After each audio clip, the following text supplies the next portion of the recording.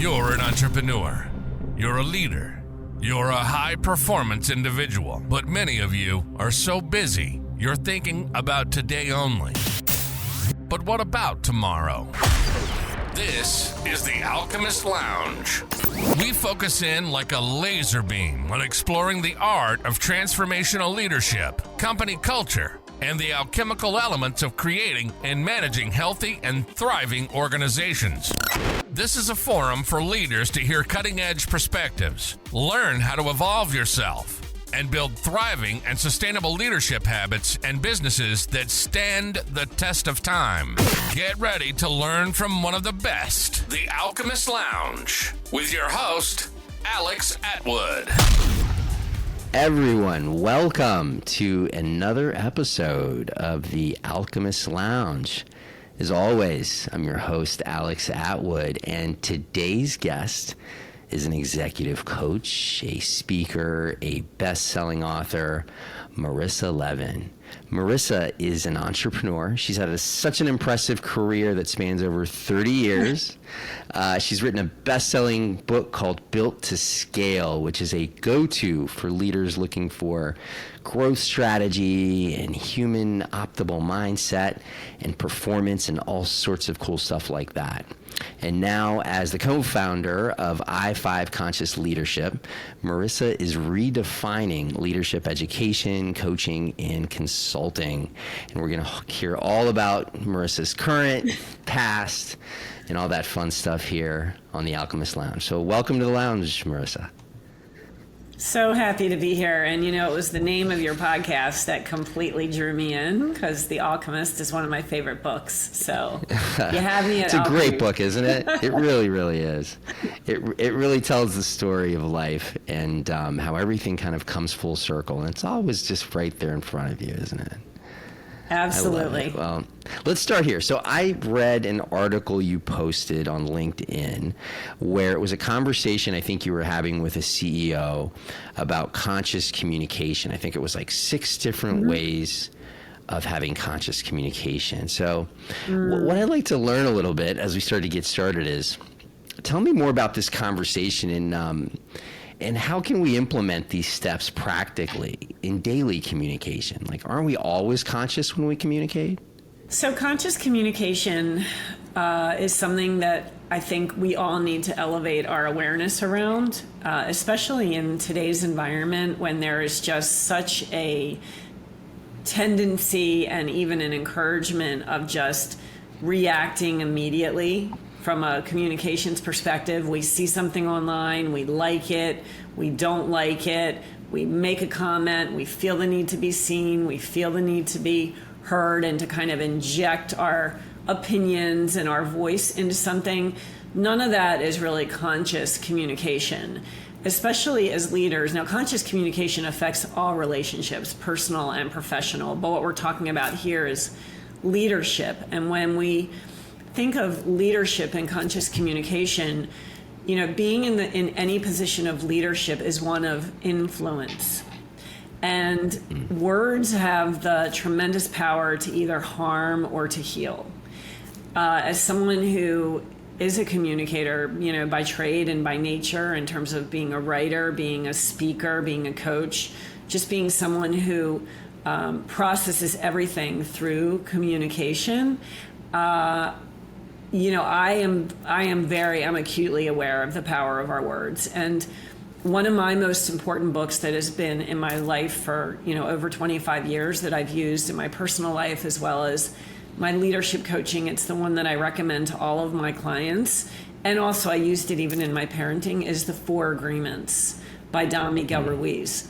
And the first agreement is to be impeccable with your word. And that word impeccable means without sin. That's how it actually translates in Latin. And so often we inject harm with our words because we are just not aware of the power of them. And those are the words that we use with other people, either written or spoken or non-spoken, or just the power of the thought of the word. And also with ourselves, you know, I mean, if we think about the messaging that we tell ourselves quite often, can be very, very harmful.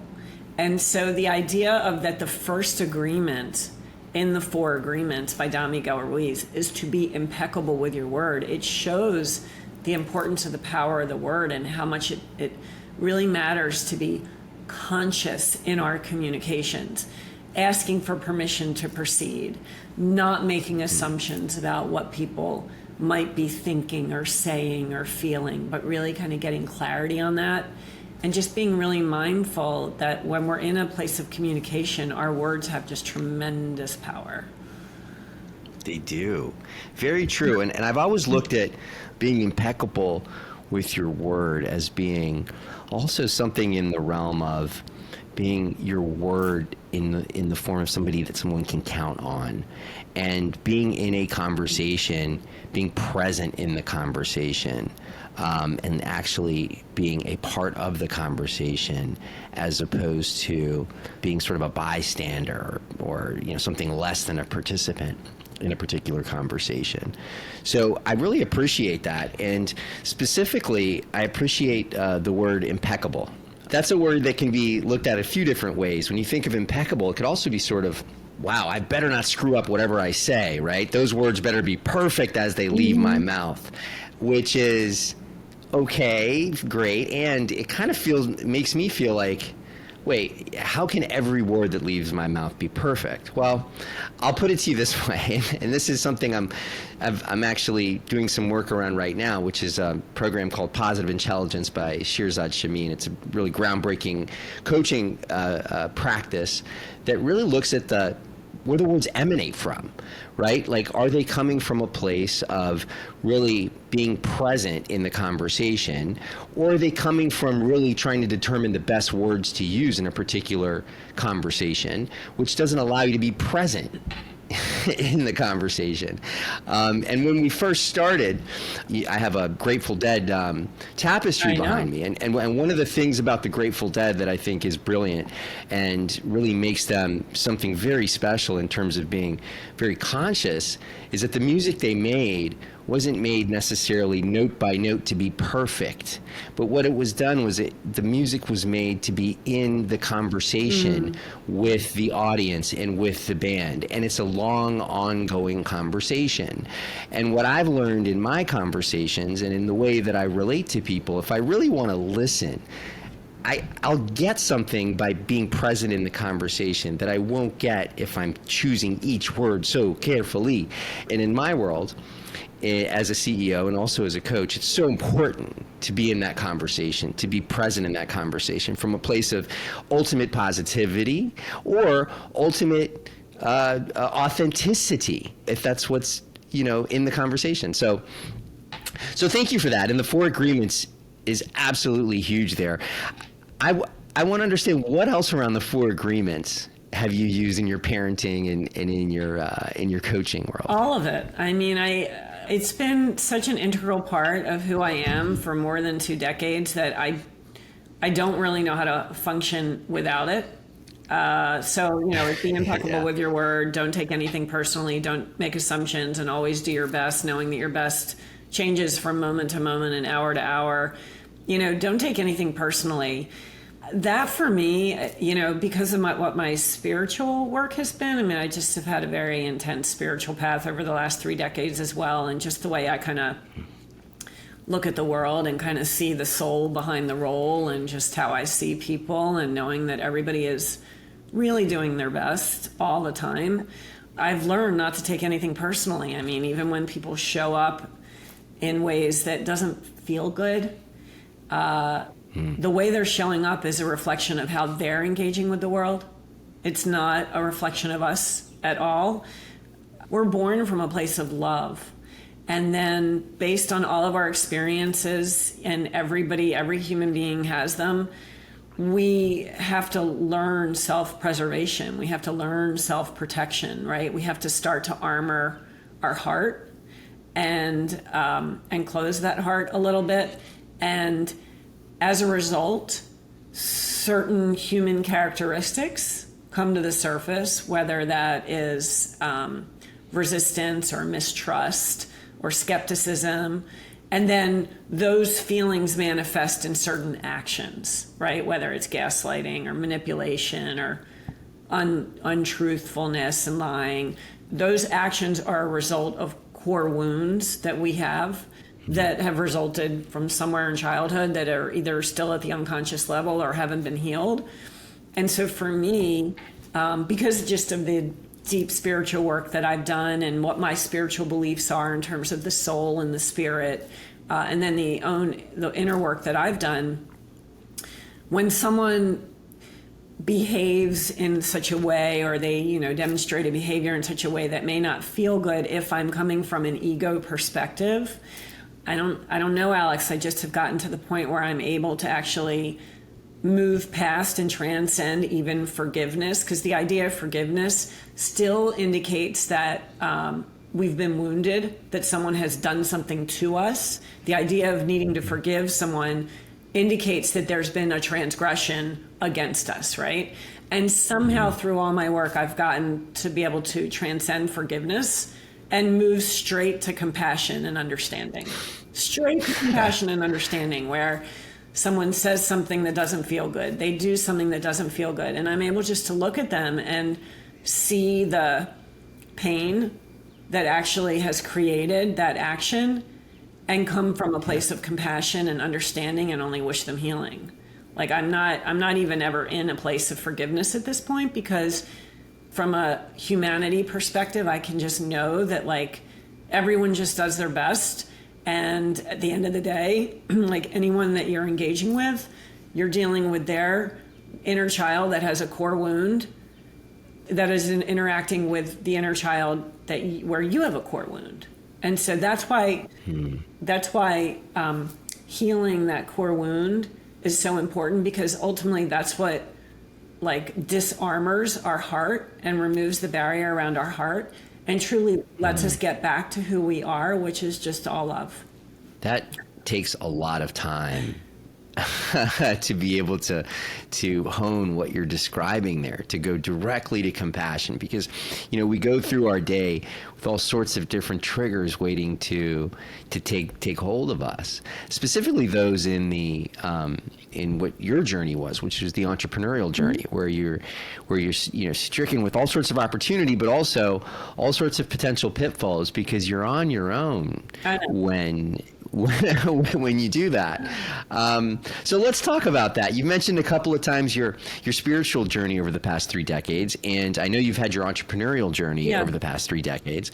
So walk me through, where did the entrepreneurial journey start, and kind of walk me through where you started to see the spiritual component starting to show up in your daily life as an entrepreneur, a warrior out there getting it done. So it didn't show up like, it wasn't like my entrepreneurial, manifested this spiritual journey. We started off because I recognized that you have a Grateful Dead tapestry in the back, right? So like,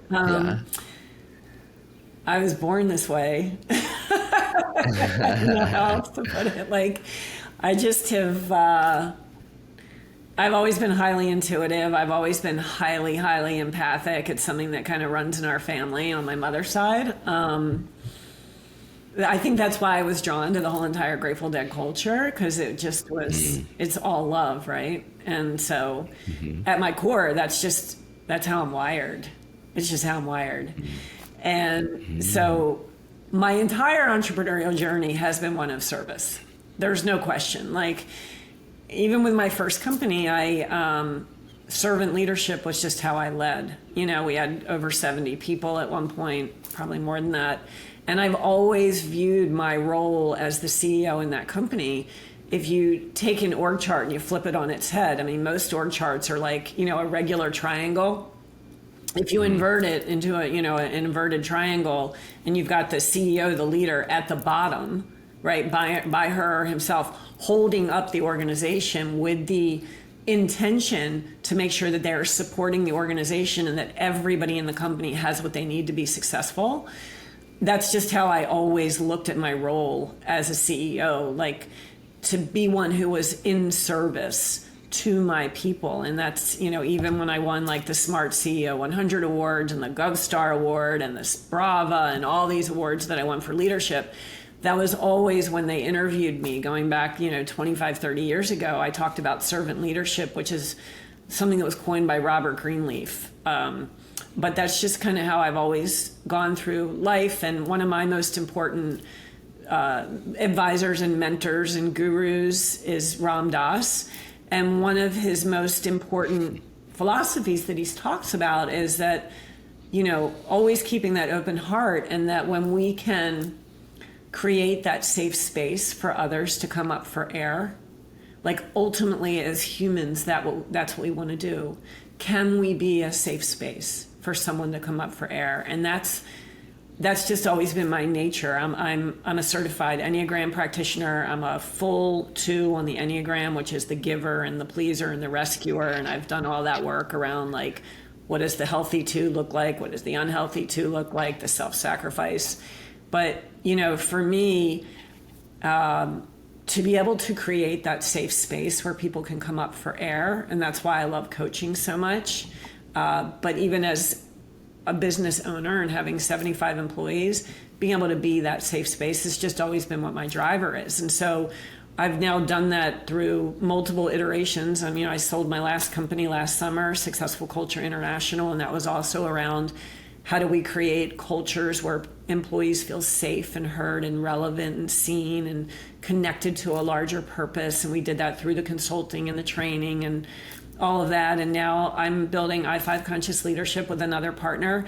And the reason that I wanted to start this company is because it truly is the intersection and the integration of my spiritual path and my 30 years of entrepreneurship, to really help leaders understand that when they become more present and more conscious with their people, and those people feel seen and heard and relevant and safe, that ultimately that's what leads to higher employee engagement, higher employee loyalty, less attrition, higher retention, and ultimately higher profits, right? So this isn't woo-woo. This is like when your people feel fully safe, emotionally safe, they're going to give 110% to your organization, and that's going to benefit everybody. I just did a coaching call yesterday with a longtime CEO who runs a medical practice in New York. He's got multiple locations. And he had a situation where one of the employees received information that may have made her feel unsafe. And he was going to address it in one way. And I completely said, no, we're not doing it that way. We need to do it this way, because the single most important thing is that you restore her emotional safety. Above all else, we'll get to the bottom of it in terms of how she came across certain information. That's a separate issue. The most important thing for every CEO is to make sure that their people feel emotionally safe. I've always said that the CEO stands for Chief Emotional Officer. And even when I would have people that would come and work for me, I would see them as employees, but I'd see them as people who are coming in with invisible suitcases of baggage. Employees come to us, they're bringing 20, 30, 40, 50 years of life, right? And we might be hiring them for a job or for a position or for a certain level of expertise or technical knowledge. But at the end of the day, you're hiring a human being, and those people have been through the ringer in one way or another, either at another position in life, illness, whatever it would be. And as leaders, we need to see our people as people first, so that they feel seen and they feel safe and they feel heard, right? And so the CEO is the Chief Emotional Officer, first and foremost. And when people will feel seen, they will give you everything they are. Yeah. Well, it hasn't always been this way. Probably when you were starting your entrepreneurial journey, the lens that now we get to look through, which shows us servant leadership and shows us how important people are, is there now. But I know, maybe 15 years ago, it was almost foreign speak in a regular sort of boardroom to have these sort of conversations. So I'm wondering, what was your first company? What was the first business that you built? And how did you inject this servant leadership into that particular business? So that company was called Information Experts. It was an education, training, human capital, and marketing firm. I grew it to about $14 million. We served the civilian defense and intel agencies, about 15 different federal agencies, as well as the commercial market and nonprofits. And I brought to that organization me. Like, I don't know how to exist in any other way. And the first thing that I did, and my undergraduate degree was English with a concentration in Shakespeare. It's not like I took business courses at University of Maryland undergrad, and then I went and I got a master's degree in organizational development and human resources. But I started that company, and the first thing that I did was I created a core value system. I mean, that's living from your values and knowing what your values are, what your moral compass is, what your true north is, what you will and will not accept from a behavioral standpoint. For me, that was the first thing, was establishing the values, the mission, the vision. And this is me. I'm 55 now. This is me at 25 years old. I don't know where I learned it. It was just something that was innate. And because of a situation that I had at a previous company where I did not feel safe, I did not feel emotionally safe, which is why I left, and I felt undervalued, I wanted to make sure that I was creating an organization, a culture, which back then, I mean, that word was hardly even used, but I wanted to create an environment where people felt valued. And so my very first value at like age 25 was quality of life inside the company, quality of life outside the company, and quality of products and services. And it was the very first thing that I created in my company. And my very first hire of my very first company was a director of quality. I mean, this is 30 years ago. This is before LinkedIn. This is before Facebook. This is, before there were women's groups where I could go. I mean, there were very few women CEOs back then. I was 25. I mean, so many places I wasn't even taken seriously. But from the moment I started, I just always led from the heart because it's just how I've lived. So that's the culture I ended up creating. And we ended up being on the cover of USA Today newspaper, like literally on the cover of USA Today. For being a trailblazer in a value which I called responsible flexibility, because I wanted my employees to be able to spend time with their families. And this is going back almost 30 years ago, long before telecommuting. And I was like, even back then, I'm like, they need to be present with their kids. They don't need to be in the office all the time. They know that they have work to get done, but they need to be present with their families. That was 30 years ago that I was on the cover. Our whole entire company, the picture was on the cover of USA Today newspaper. It was crazy. Wow. Congratulations on that. I don't even think I realized at the time. And here I am like holding my 4-year-old and I'm on the cover of USA Today newspaper with my company at age 30 for being a trailblazer in the idea of responsible flexibility. But it's just like how I've always lived my life, like building a company that really valued work-life integration was really, really important to me long before it was cool, I guess. I love that you just said work-life integration. Mm-hmm. That is such a key word, the integration. I've heard, the buzzword of work-life balance has always been yes, same here. Thank you. It's been a misnomer to me. As if you go to work and you put your life on some shelf. Here, let me take my life and I'm going to go ahead and just kind of put it away for a minute. It no longer exists. Now I'm at work. Oh, here I am in life. Work doesn't exist anymore. Well, guess what? Whether you're at work, the gym, with your kids, in the car, at a dead show, wherever you are, you're in life. And so it really is about the integration, isn't it? Even the idea of work and life being separate, like there's one life, like you're one person. And back then, even, almost 30 years ago, when I would get interviewed about leadership and I would talk about values, I always talked about like, there's got to be congruence between how the leader lives their life, like the values that drive their life and the values that drive their company, right? So I can't create a company where I say, oh, I value work-life integration, or I value flexibility, but I'm working around the clock and I'm not present with my own kids. I mean, I built a company that valued that because that's what I needed in my own life. Like, I needed to be present with my kids. I didn't have a full-time nanny because I wanted to be present with them. And that meant that I left a lot of money on the table also in terms of growing my company. But, you know, you ask my kids now and they're almost 23 and 26, you know, what was your mom's priority growing up? And they'd be like, oh, we were. I mean, there just was no question, even though I was building the company. Like, it just was no question.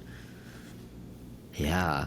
And well, you started your first company when you were 25, so you didn't have any of those old notions or any of that sort of old mentality to go through. You know, at 25, you can create whatever it is that you want. You don't have to follow the old rule, right? And we see that happening over and over again. It's so beautiful that you came into your entrepreneurial world with people first, because guess what? Every company is a group of people, whether they're remote, whether they're together, they're a group of people. And people generally have the same wants and needs, and just really love to be part of a group, part of a family, part of a community where there's listening there, there's growth there, there's adaptive behavior there, there's everything there. And there's also challenge.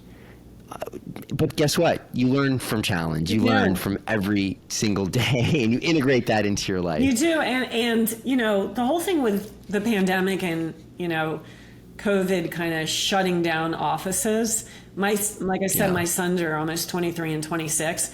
My oldest son graduated from Virginia Tech in our living room. He did not have a graduation ceremony. And, you know, when he took his job prior to graduation before the pandemic, he was supposed to be on site. You know, he was going to be working at Deloitte in Arlington, Virginia on site. And then the pandemic shut all that down. This generation that has not been able to really understand the amazing benefit about being in an office with a community. You know, the second company that I had was called Successful Culture. And the reason that I called that Successful Culture is because my first company, I had such a beautiful culture. You know, like the fact that people were so connected in the organization, like personally.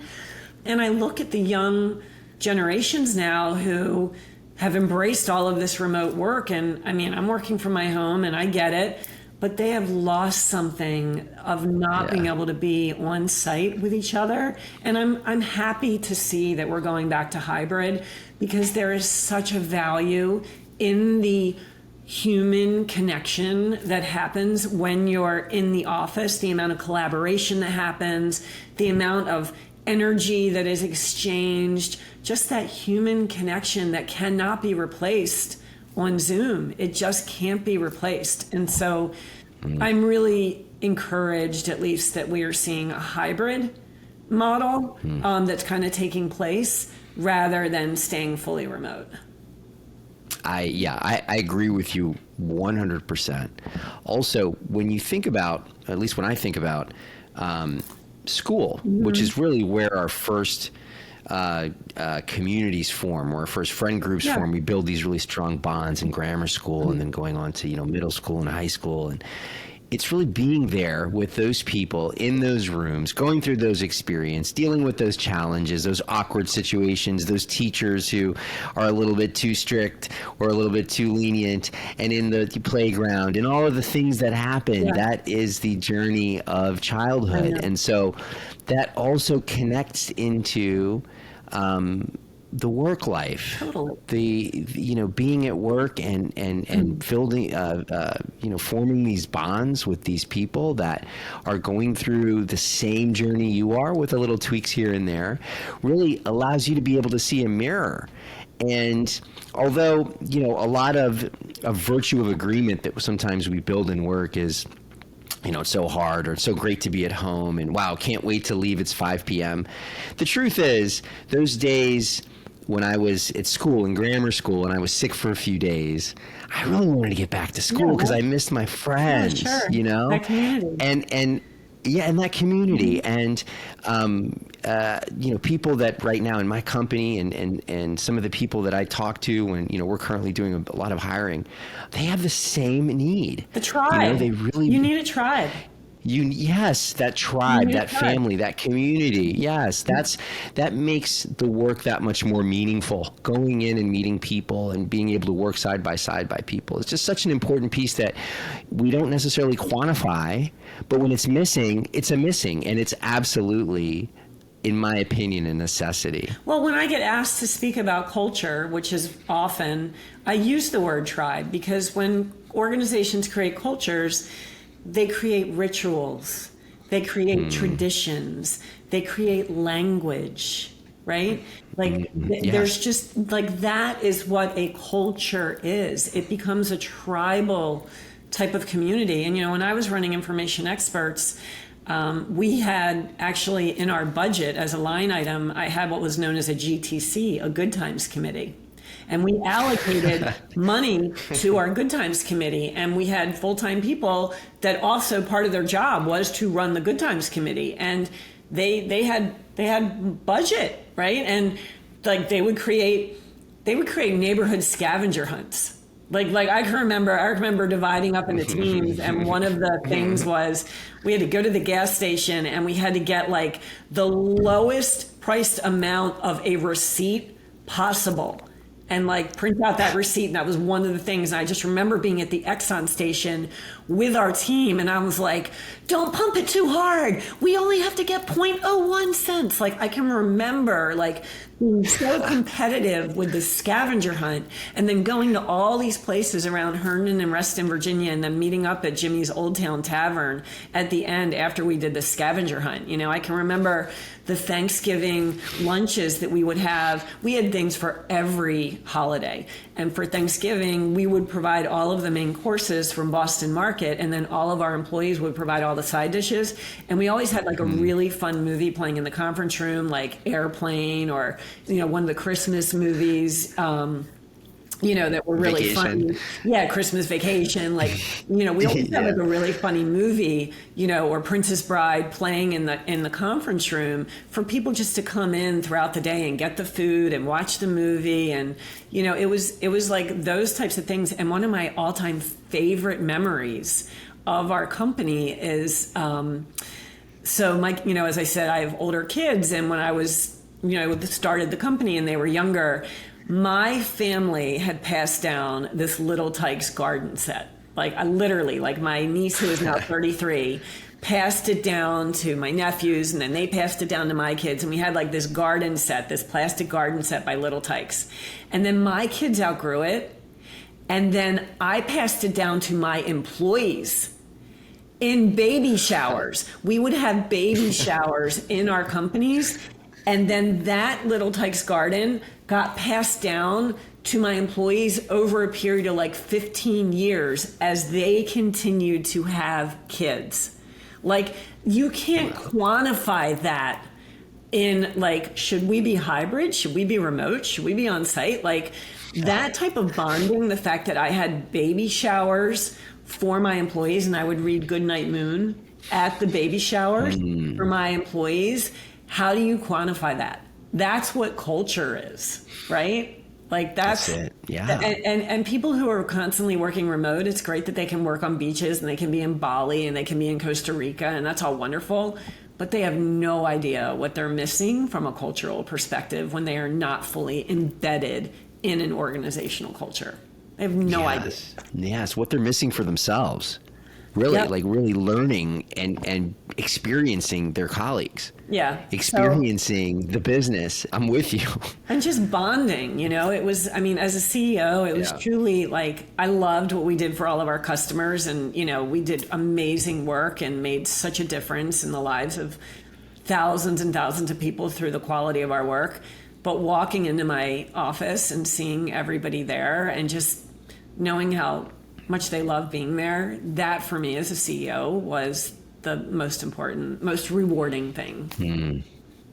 How lucky your employees were to have somebody step into a leadership role with that sort of consciousness and that sort of intention is, absolutely rare then, even I would say somewhat rare now. Yeah. And it says a lot about you. You know, I was I'm a child. one of the things I was Like same. a child.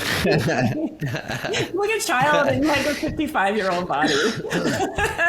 Yeah, we all are. You know, there was I don't know where it was. Someone told me, I might have heard it on the TED Tour or something, but there's that, you know, the key is going through life and accumulating the wisdom and then going back to the spirit of youth and taking that wisdom into that child through those childhood eyes and experiencing it all new.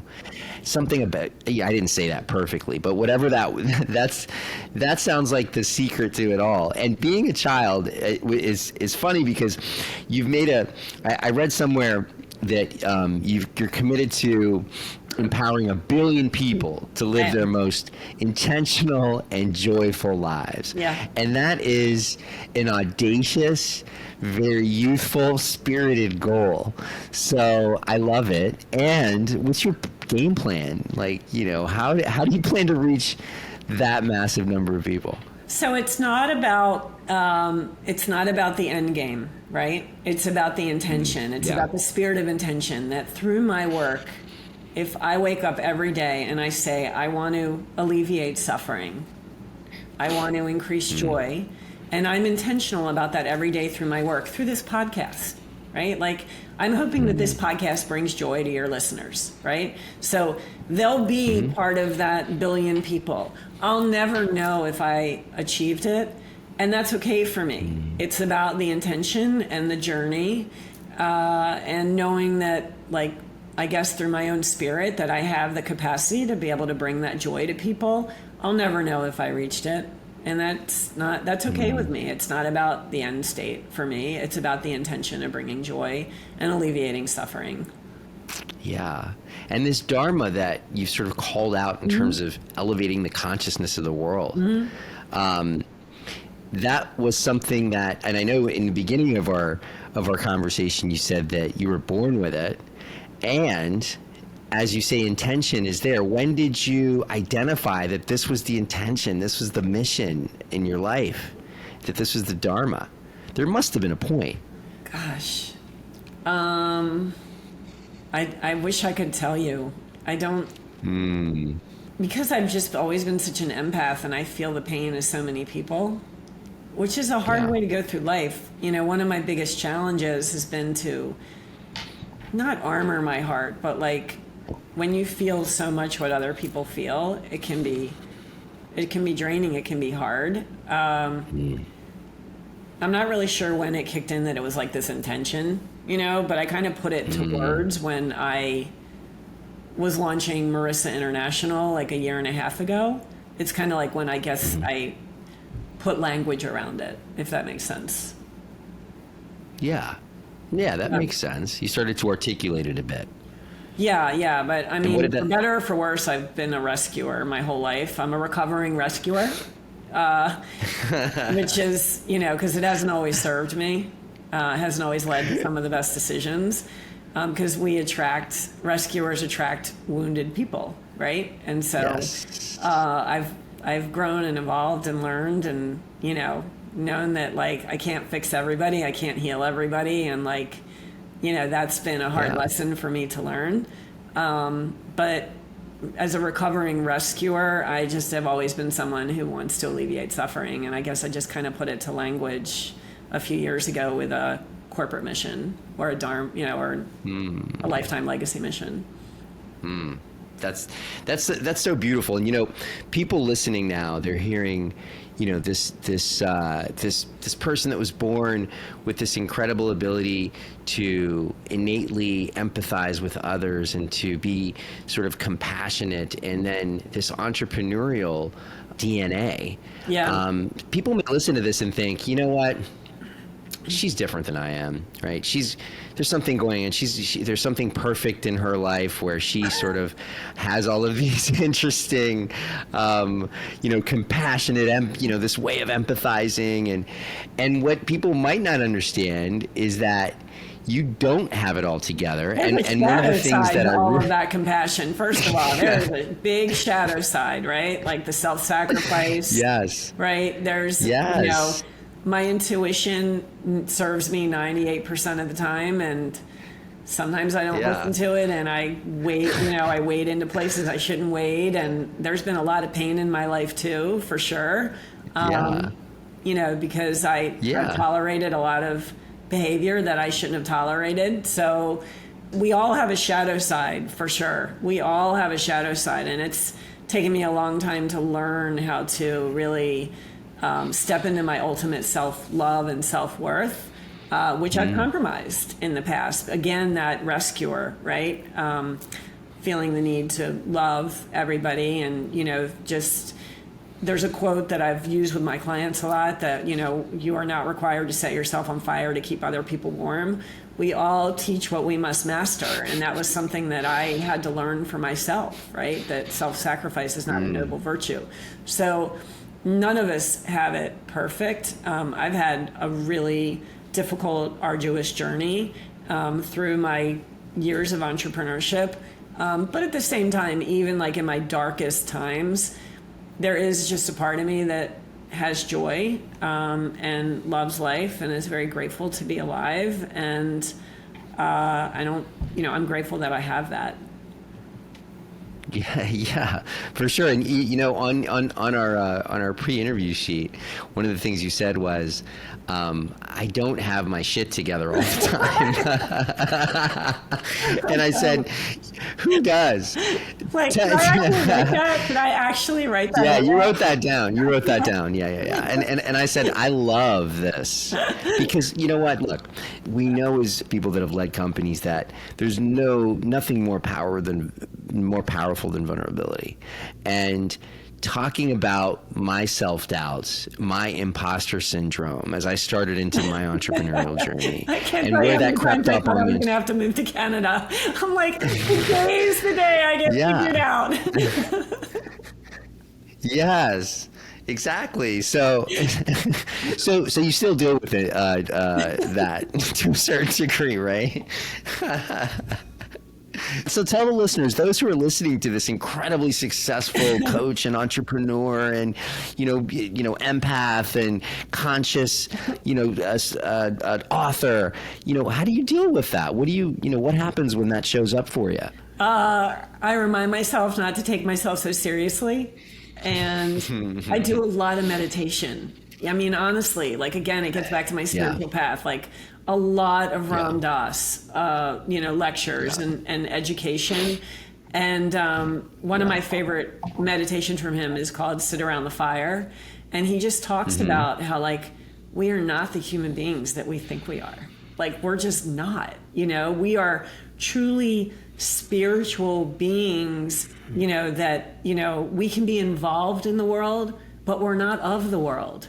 We can be involved, but we're not of the world. We are spiritual beings. And when you remember that, and you can kind of look at your entire life as a curriculum, right? That every single thing that happens in your life and every person that comes into your life is literally a vehicle for education and transformation and evolution and growth. If you can view every single thing in your life. I mean, I constantly find myself in situations and I'm like, what is this teaching me? And this is happening because this is evolving my soul, and where are the patterns that I need to be aware of, and where are all the unconscious behaviors, and how is my shadow showing up? And I'm so often, Alex, in almost all the time, in the place of the witness as well as the participant. And again, that gets back to Don Miguel Ruiz. I learned that 25 years ago in his book, where he talked about the importance of being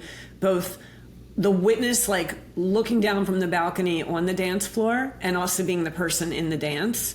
And that was 25 years ago that I learned that concept. And then Ram Dass talks about that all the time, that, we have to be in this place of awareness. And one of his other meditations teaches us that if we can just witness all of our emotions and all of our experiences and all of our situations literally as clouds passing by in an open sky, and just be aware, like, oh, there is sadness.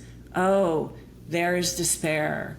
Oh, there is this challenge, oh, there goes fear, and recognize that we are not our emotions, and they are energy in motion, and they ebb and flow all the time. And if we can be in a place of awareness and witnessing what we are going through instead of being identified by what we're going through, that's really how I move through it all. It's really from that perspective. Yeah, so not being attached to any particular emotion, but really sort of separating yourself and witnessing, as you said. Yeah, and using it as a vehicle for growth, right? Like, or as Ram Dass says, for that vehicle for liberation, right? Like, that's really what all of our experiences are. They are vehicles for growth and evolution and awareness and expansion and liberation. And it does take incredible work to get there. Like, it really does, because from an ego perspective, we identify so much with what is happening to us and what is happening around us. And that's where the suffering comes in. I just had a conversation yesterday with someone that, whether we realize it or not, at the unconscious level, we are choosing our suffering. We're choosing it because we are attached to some outcome, and things are not the way that we want them to be. And so we struggle. That's where our struggle comes in, is when we cannot accept what is, and we can't look at it from a place of awareness and information and learning and growth. And that's where our suffering comes in. Yeah, I get it. I understand now how conscious leadership is just such a massive theme. It's massive. It's massive. In everything that you do. Yeah. And we want to, we want to make this accessible to every organization. Like, there are other companies out there that work in that space, but they really are targeting the larger companies that have the massive budgets. Yeah. Well, guess what? Every leader, whether you're just coming into leadership or you've been in leadership for 30 years, has the opportunity to awaken as a leader. And we are structuring our programs, our whole entire leadership curriculum, and our mastermind groups that we have conscious leader mastermind groups that are forming. We're structuring them for everybody to be able to afford it, to invest in it, because we believe in it so much. We have a sliding scale based on the size of your company to be able to do the work to become a conscious leader. And when leaders elevate their consciousness, their people will feel seen and heard and relevant and safe. And guess what? Their profits will go up, because those people will be giving everything they have to their companies. This isn't just woo-woo. This is the strategic side of me as well, knowing that a conscious leader drives elevated profits, period. Yes, and I love that now we're talking a little bit about I-5 conscious leadership. I guess the old playbook that you could have called it would be, in especially the small businesses, would be the idea of a company retreat. Call it a ropes course, where the company gets together as a group and they help each other in a particular circumstance that allows them to, whatever the issue that particular colleagues had in the office, they can go and help themselves on this rope course, recognize each other as human beings, sure, move through it. And what happens after that retreat? Well, everyone goes back. It tends to go back to where it was, right? It does. So tell me about, So tell me, and I think you know where I'm going here. Tell me about where I-5 conscious leadership kind of fills that void and brings that consciousness throughout, so it becomes more of a holistic type of endeavor. So we have an end-to-end model where we will go in and first we educate on conscious leadership. Then we do assessments of the leaders so that my partner and I are trained in the EQI, the emotional intelligence assessments, both for individual and 360. And then I'm also a certified Enneagram practitioner, as I mentioned. So our leaders will take the Enneagram, and then they will also take the EQ assessment, and we will do a 360. Because I will tell you that in all the culture work I've done over the last 25 years, 100% of the time, there has been a disconnect between how the leader sees themselves and how the employees see the leader. And that is where the problems come in organizations, because those gaps will continue to widen unless they are brought to light and the leaders are willing to do the work to close that gap. So we make sure that we get a feel for what that gap is between how the leaders see themselves and how the employees see them. And that's our baseline. That's where we start our work from. And then we do work around engagement, and we survey around engagement. And from there, we develop a conscious leadership playbook, a roadmap for our employees. And we go through identity, intention, integrity, insight, and inspiration. And those are the 5 elements of being an I-5 conscious leader. What is your intention as a leader? Not for your organization, but as you showing up as a leader. What's your intention? What is your identity? What are your personal core values as a leader? Not the organizational values, but the leadership values. Integrity, how are you showing up in both your intention and your identity? Insight, how do you truly see your people? And we train how to do that.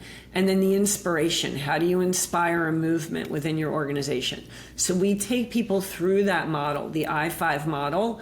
And then once we do that, we have a coaching model to ensure that there is full integration, and that's what you're asking about. It isn't like we do this training and then we leave. We have a full integration coaching model after we've done it, and then we come back again a few months later to make sure that it is all working. And then we have the supporting mastermind groups if they're interested. So look, I've done a lot of spiritual work, higher consciousness work, where we know that the set and the setting and the preparation are very important.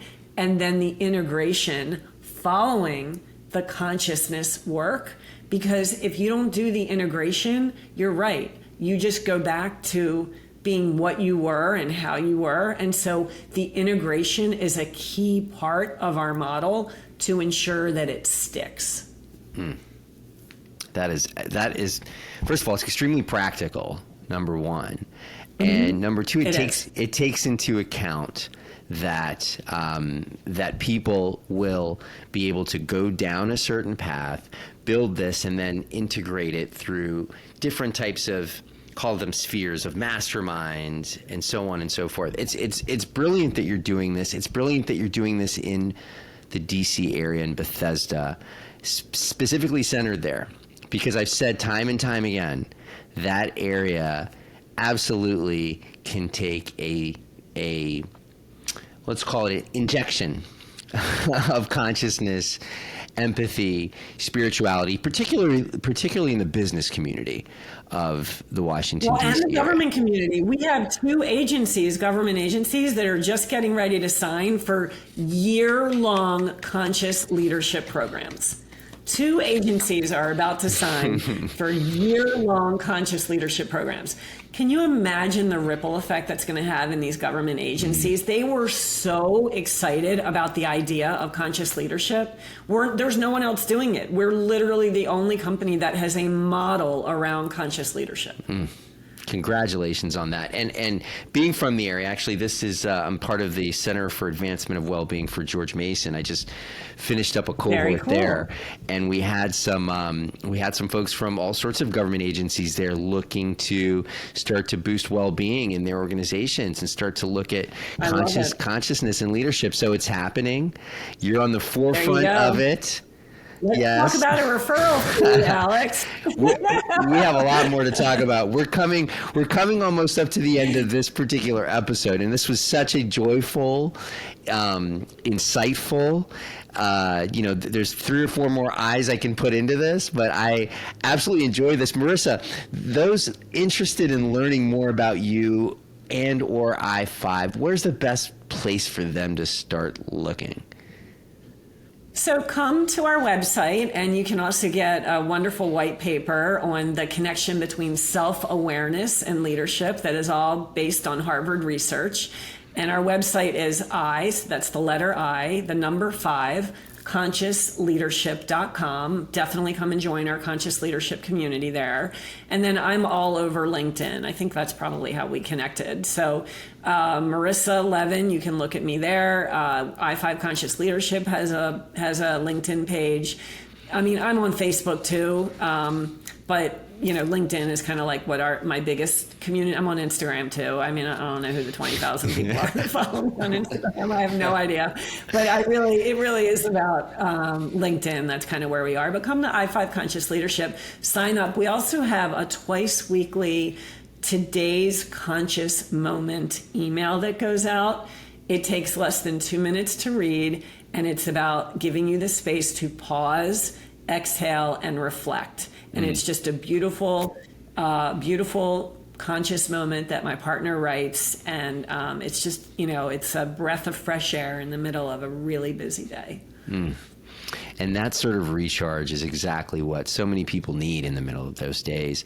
And, it's a recharge like that, whether it's just a somatic practice or just a breath or something like that, that can just bring those brilliant ideas that are just under the surface, can bring them right You're out so there. Right. Yeah. That's why I do so much meditation and breath work. And in fact, my partner and I were talking about this. I'm likely going to want to bring in meditation and breath work into the I5 model through the coaching, because I bring in meditation and breath work right now through my coaching all the time. I mean, I have an executive who works for a government agency. I just wrapped up a coaching engagement, coaching 6 or 7 different executives at one of our government agencies, and she would go from meeting to meeting to meeting to meeting. And I finally got her to like restructure and put like at least 10 to 15 minutes in between meetings. And she would go into a bathroom stall and do breath work that I taught her. We always started our sessions, because when I first started coaching her, she would talk, Alex, for 15 minutes straight without a breath. 15 minutes straight without a breath. And then I was like, we need to breathe. And so I started all of our sessions from that point forward with breath work, and it changed her life. It literally changed. She really elevated spiritually. So many CEOs come to me and they, I've been coaching some people 9-10 years, and they come to me because they want to be better leaders and they have culture problems and they have strategy issues or whatever. It ends up being such a spiritual journey, the way that I integrate all of it. And I have some LinkedIn videos about how I integrate spirituality just naturally into my coaching, because it just, for me, it feels so natural, Yeah. It's natural to us all just to be in our breath.